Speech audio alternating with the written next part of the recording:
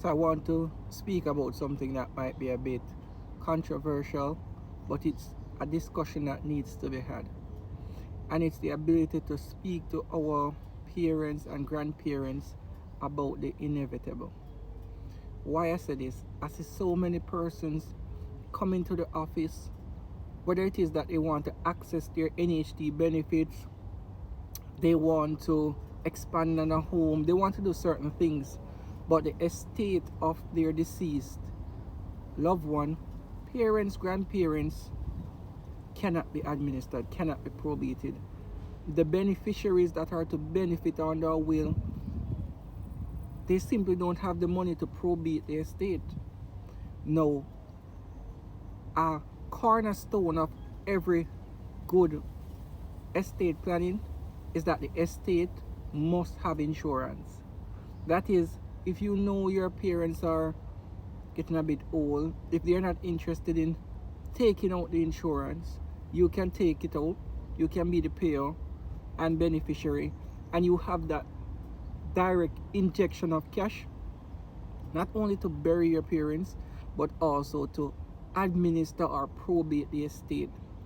Because, for example, you've been contributing to NHT, you like to access that facility to use your benefits, but you need to have your name on the security for which you're borrowing the money.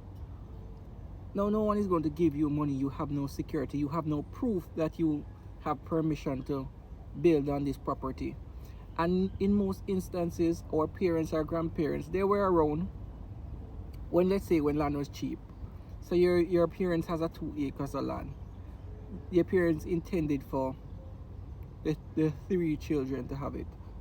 You want to access your benefits to go build on it, but you need your name and title. I know your mom wanted you to get it. You know your mom wanted to get it. Everybody knows. One, in most instances, there's no will, but let's say there's a will. The cost to administer or probate estate, legal fees, statutory fees, debt duties, it can be a lot. You have to have these things in mind and say, you know what I'm going to do? I expect that my mom's estate is about 10 million. I know it's going to cost me about 10-15% to probate the estate, administer the estate, whichever one. And you say, let me get some insurance that covers that 10-15% that I know it will cost. That has to be in your estate planning, because upon death, you can benefit from that immediate injection of cash. You can bury the parent. You can use the excess money to pay to administer the estate. You can pay to probate the estate.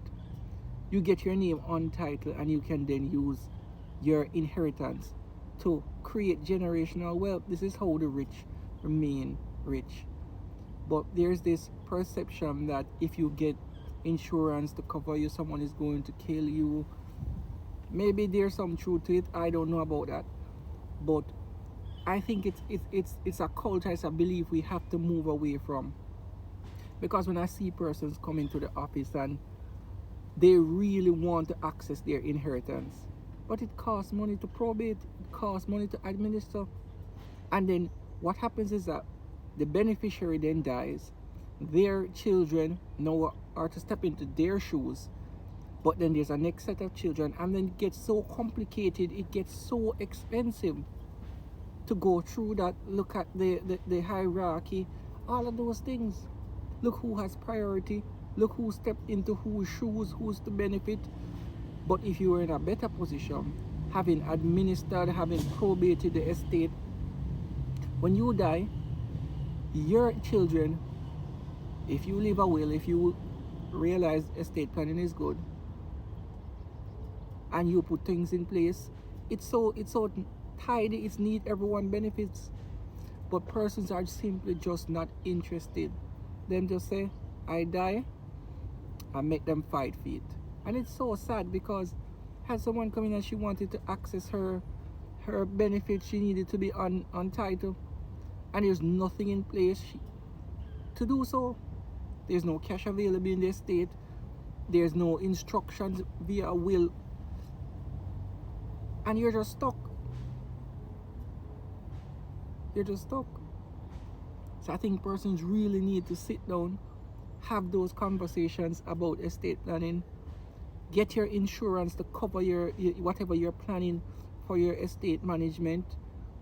It's a conversation that needs to be had, because in the absence of that conversation, what happens is utter chaos. The family breaks down, fights, and it's just chaotic. And at that point, when you're approaching counsel to step into the matter, it's so contentious and it's so expensive that I find most persons are just turned off from the process, and you just say, I'm just going to live on the dead left land. Or it is that you have to live on it for 12 years and then adverse possess it, even though your mom and father intended you to get it 12 years ago. You have to live on it for 12 years to adverse. It becomes so chaotic. So I'm saying, sit down, have the conversation, and see if you can create generational wealth by simply planning for the inevitable. It's a thought.